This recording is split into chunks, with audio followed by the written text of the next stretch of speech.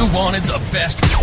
You've got the best podcast. The hottest podcast in the world. The Chris Voss Show, the preeminent podcast with guests so smart you may experience serious brain bleed. The CEOs, authors, thought leaders, visionaries, and motivators. Get ready. Strap yourself in. Keep your hands, arms, and legs inside the vehicle at all times, because you're about to go on a monster education roller coaster with your brain. Now, here's your host, Chris Voss. I'm Chris Voss here from the ChrisVossShow.com.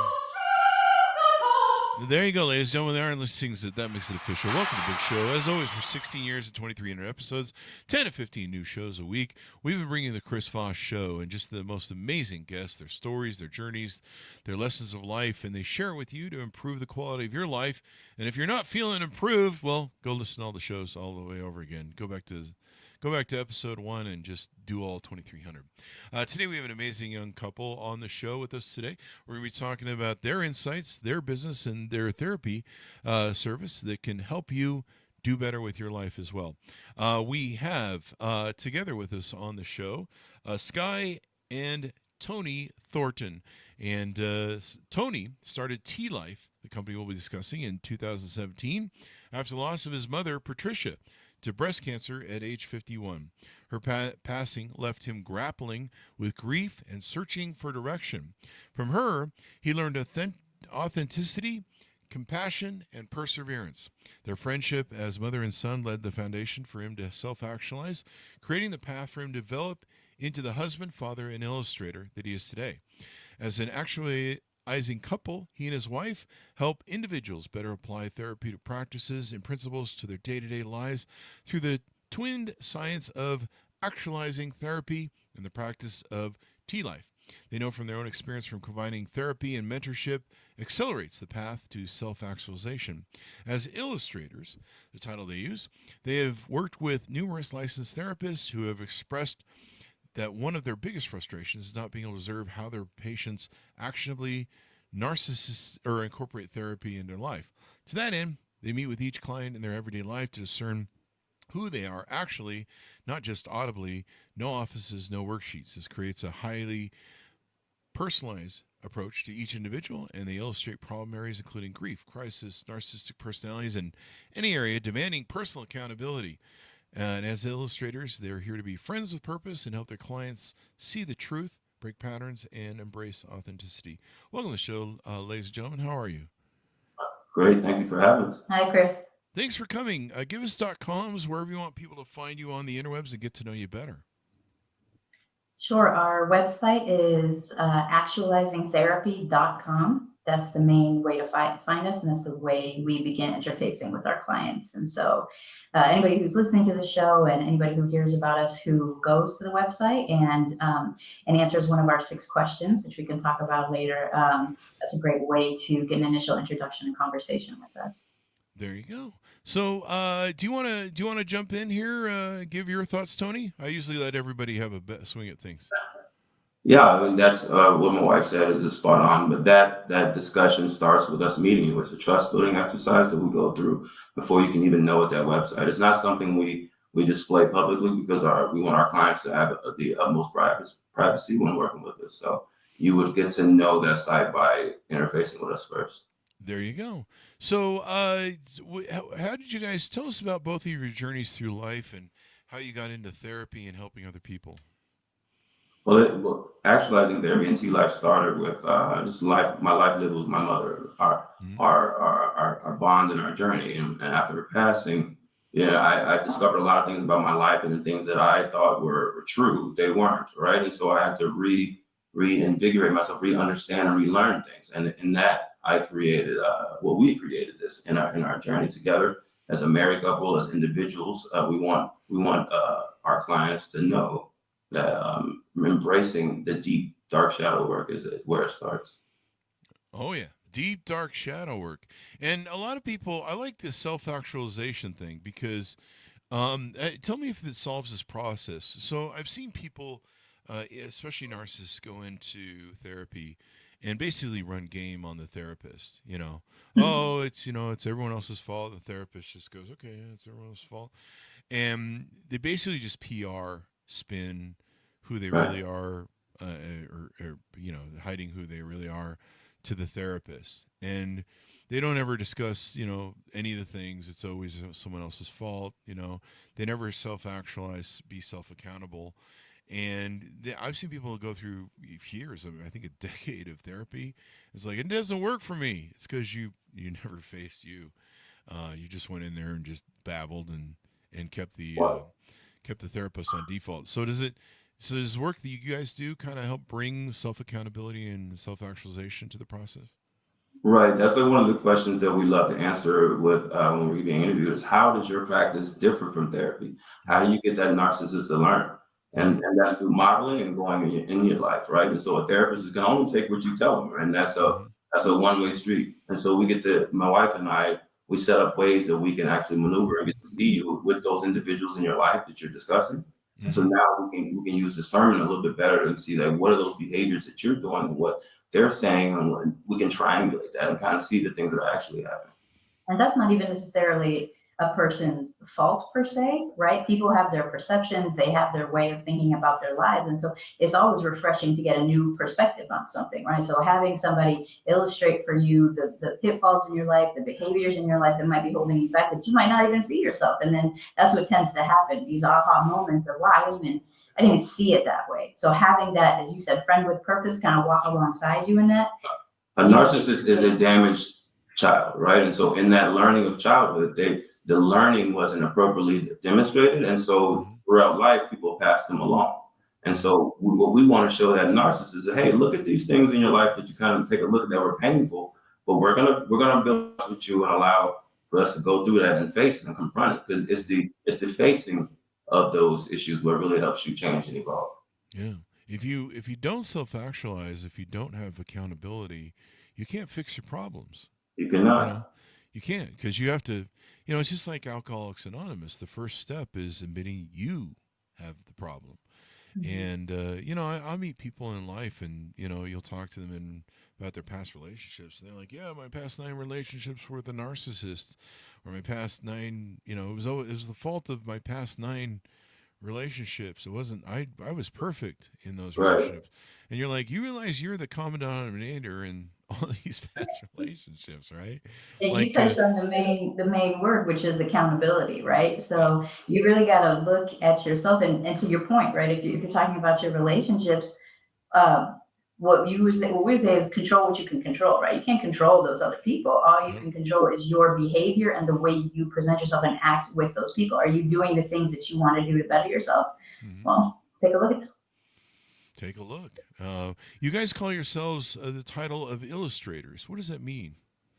Well, my wife's an active reader, and so am I. And so, your best books are the ones that you can kind of like see. But as our egos, we don't like books with pictures on, right? We want more words. But those books that have illustrations in them, they allow you to see a 3-dimensional look at that, what you're reading, right? And so as illustrators, we help our clients see patterns in their life that really aren't in their periphery because of whatever that is, through the narcissism, through like enabling, through just needing to get through life and not deal with those things. Sometimes you have to blind yourself to things and try to work through, but we're here to embrace that truth and to show you that it's safe to look at that, because that's how you change.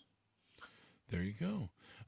So illustrators. So you illustrate through life, all that good stuff. How does you call it actualizing therapy, and we may have kind of covered this, but how is that different than normal therapy, maybe? So, Tony touched on this a little bit, but I would say there's 2 main ways. The first is you talk about therapy being usually like a one-way street. And as you said, Chris, that's a frustration that a lot of people have who go to therapy. And frankly, it's a frustration of a lot of therapists is I can only see you in this room and I can't see you in your life. So it's being able to be out in our life with clients, hear them talk to people, see them be with their people, be it their narcissist, their partner, their father, their whoever it is, right? That's the problem person for them, and watch their behavior. So we can talk about the way that they're interacting with that person and tweak that behavior over time. And the other part of it Yeah, and actualizing therapy itself is a science that actually is a process of change. It's not just a way we're saying, all right, what we're doing is actualizing therapy. It's actual science written by Dr. Everett Strostrom that we use in our life. It's an ethic. It's an ethos of living, and we use that with our clients to show them from a scientific perspective. We use wisdom to illustrate what we're saying, but we use a science to show you that it's backed with that, right? Our Dr. Solstrom, he studied with Maslow, who created the hierarchy of needs. And that's about self-actualization. And we're showing people that to self-actualize is your behavior change. You have to change things behaviorally. There you go. Yeah, changing behavior. I mean, a lot of people don't realize that you have to do that. Yeah.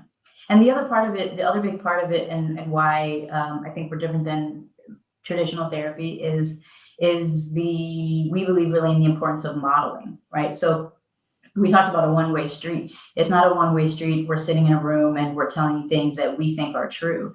We are giving a view of our life. You said it in the intro, right? We share openly the kinds of things we go through, the kind of family we are, the kind of marriage we are.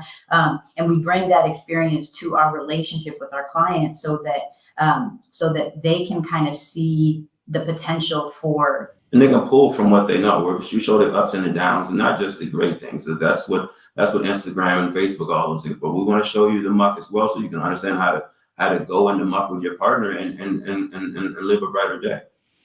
There you go. Yeah, that's important. Living your life better. How do I know when I'm self-actualized? What does that look like? How do I know if I've done the work and achieved that, or yada yada? You don't achieve self-actualization. It's a process that's ongoing in your life, right? And so just like your parents, it's about becoming. Life is a becoming thing. We just changed that in this world to make it about achievement because we have to fund our life and we have this ego that we want to look great because of what we work at, right? But when you get to past that time of work, you want to become something for yourself and for your family and for those who raised you.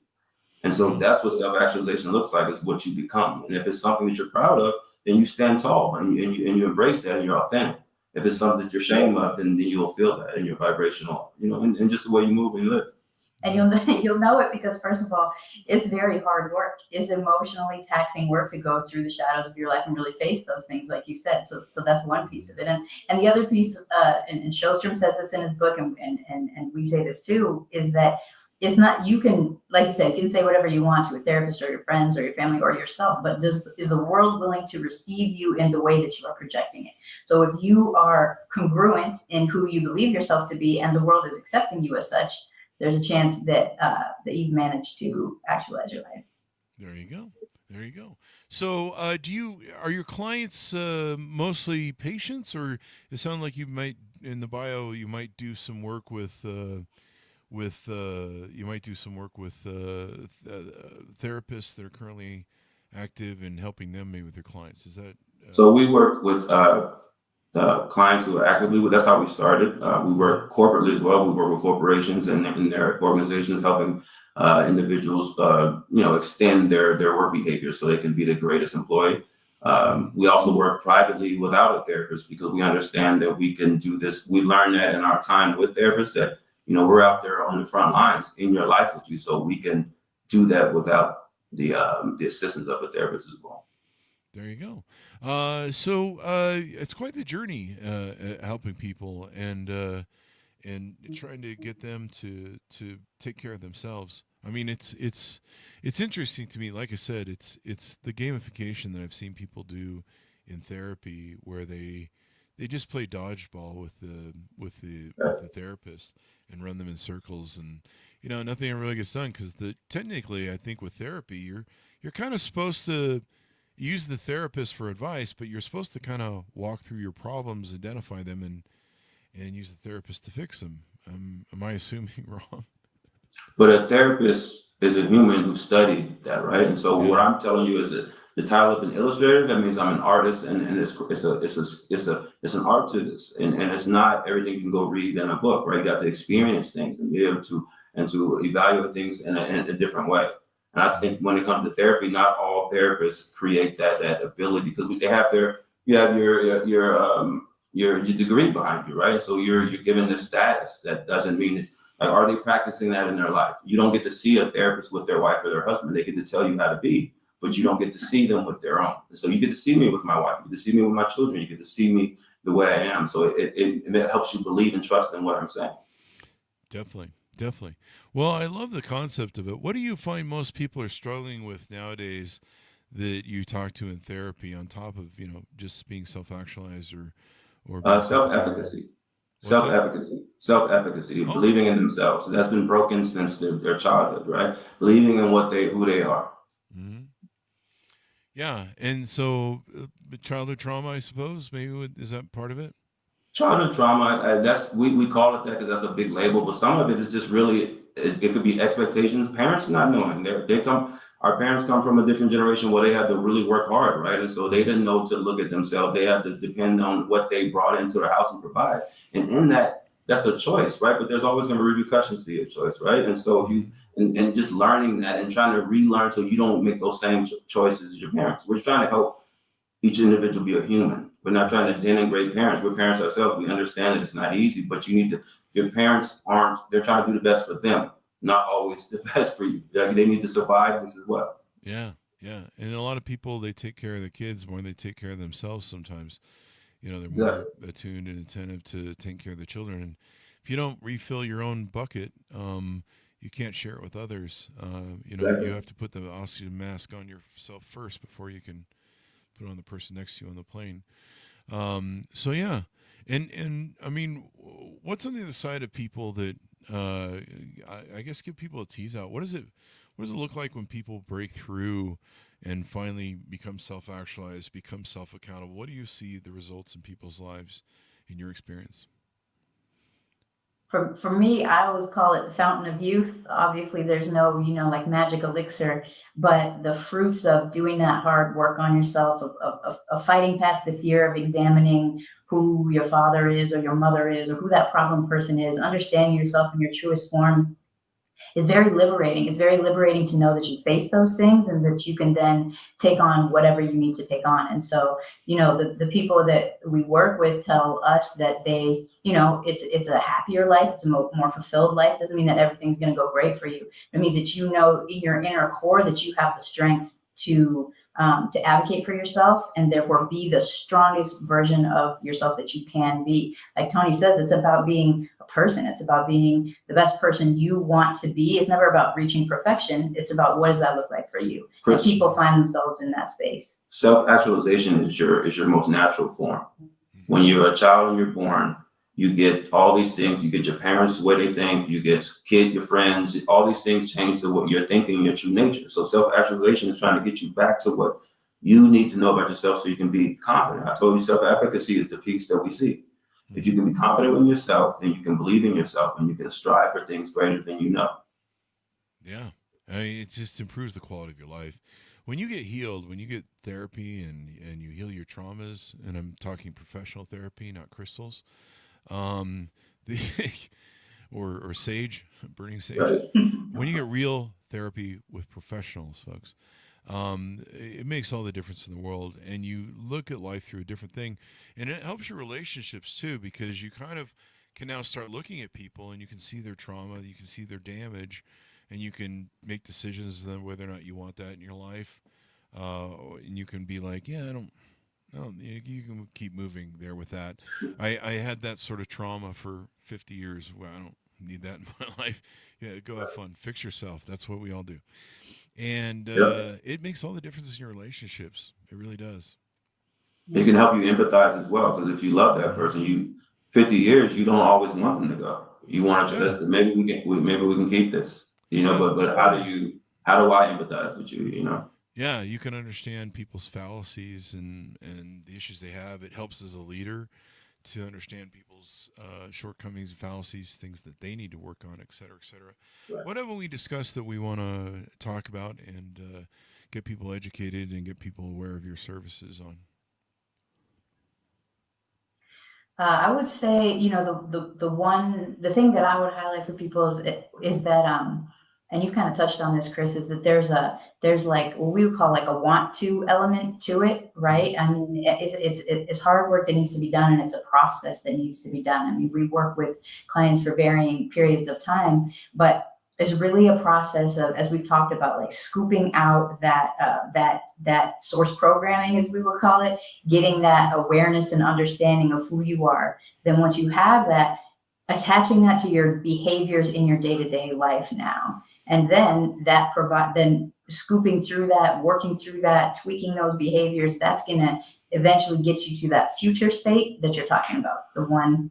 And most of our clients also come to us in crisis, honestly. It's when something has really blown them out of the water and they want to make a fix. And that's when they're aware. Because if you want to be honest, actualizing therapy is great at turning people who feel like they're doing well to weller, right? It's like you have to get used to being uncomfortable. But when you're comfortable, you don't want to make a change. Even if there's negativity in your life, you're good right here. The ego wants you to stay there. And so what we do is, we wait for that crisis to make sure we're trusting and that we're valuable in that experience, because grief is tough, right? And that's typically when we're getting our clients after one of their first learners, either their mom or their father, has passed on, and now they want to understand, how do I get through this, right? And what we tell them initially is the best work was before, but we'll do this now. Yeah. Right. Imagine a life where, as you say, most people come to us in crisis. Somebody has passed. It's a big life moment, what we would call a portal, right? Just something that's going to change the fabric of your everyday life. And we will always help people through a time of crisis. But imagine if you worked hard on yourself before that crisis hit, and then you have the ability to pre-mourn, in a sense, to adjust. So let's say if it's somebody's passing, right? You said the things you want to say to that person. You understand how you actually feel about that person. You've authentically engaged with that person without the masks and without the fabrications. And then that allows you to better work through that particular crisis or any other particular crisis. Yeah. I mean, it really does give you a better toolbox. People always say, like on Facebook, they'll say something like, well, if you go back and talk to your teenage self or a young self, what would you tell them?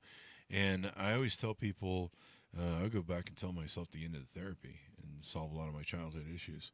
Because it's amazing how so much of what happens from our childhood affects us, and the blueprints we get from our parents. And right. I mean, for me, it's my father, and I'm always open to talk about my father and the notion of being men and what that is. But my mother is the one who saved me from a lot of that negativity that was my father. And so I have to, that's what this is about. Is T-Life stands for Thornton Life. My last name, my mother, that's her maiden name. I want to always give honor to that.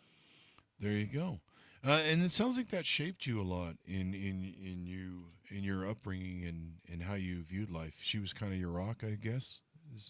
Very much so, but more of I would say the eraser. Whatever my father was, we didn't get to see because he was an army man. We were proud of him for that, And my mother was was the eraser of that, but they go behind their doors, and she makes sure there was some accountability. Mm-hmm. But after her passing, a lot of that accountability went out the window, and I really learned and really saw what she was to my development and what she was to me and my father's relationship, right? And so I got to really grow immensely after that. There you go. Well, it sounds pretty awesome. So how can people on board with you? How can they find out more about your services? How do they reach out, et cetera, et cetera? So yeah, like we said at the top, I mean, we don't do socials the way many do, because the privacy of our lives and our clients' lives is paramount. So the best way to reach us is to, check out this podcast and go to the website actualizingtherapy.com. As I noted at the top, there's 6 questions there on that site that, as we've done here, we talk pretty openly about our lives and we share it openly. And those questions are some real posers for people to answer. And answering those questions will get you to us. And that's always anybody who is watching this podcast and accesses that and contacts us through there. You'll get a free session, initial session, to kind of see if we're a good fit for each other and see if there's anything we can do to help people out. There you go. Well, guys, give us your final pitch out for people to onboard with you, and we'll take it from there. Well, we want you to go to our site, Actualizing Therapy, and take a look at the questions, see if they're a fit for you. And if they are, respond to us and we'll get back to you within a day or so with our impressions, and we'll link up with a phone call. There you go. Well, thank you very much, guys, for coming to the show. We really appreciate it, Skye and Tony. Thank you so Thank much. you so much, Chris. Thank you. And thanks, for tuning in. Remember to get help. I got to tell you, as someone who got help late in life to fix my troubles, don't wait. Go get therapy now, no matter what your age. Don't wait. It doesn't get better. It just gets worse. And there's a point that you reach. For me, I reached it at about 50, where you could look back on your life and just see how much you drug trauma and damage, emotional issues throughout your whole life, and the damage that it caused. And you really don't want to wait till 50 to do that. That's my advice. Get it done sooner, and life is just so much better on the other side. I guarantee you. I know maybe some people are stuck in maybe depression or stuck in, their troubles. Life is so much better on the other side when you mentally fix your game and you're clean. And, I'm single, and so I date a lot. And so, there are people that I meet that are, they're wonderful people, but they haven't fixed themselves. And I'm just like, I did 50 years of that. I don't need that in my life. You need to go do the work yourself. Everyone needs to pull themselves out of the bootstraps. I don't do Captain Savior anymore. I highly recommend it. So let's put it that way. Get help now. Professional help. Stop with the crystals and the burning sage shit. You can do that if you like it, but it's not going to do shit for you. Anyway, guys, thanks. I just wrecked the whole division. I just took a giant dump on it. Anyway, guys, thank you very much for coming to the show. Thanks, artists, for tuning in. Go to goodreads.com/Chris Voss, LinkedIn.com/Chris Voss, Chris Voss 1 on the TikTok, and all those crazy places on the internet. Be good to each other. Stay safe. We'll see you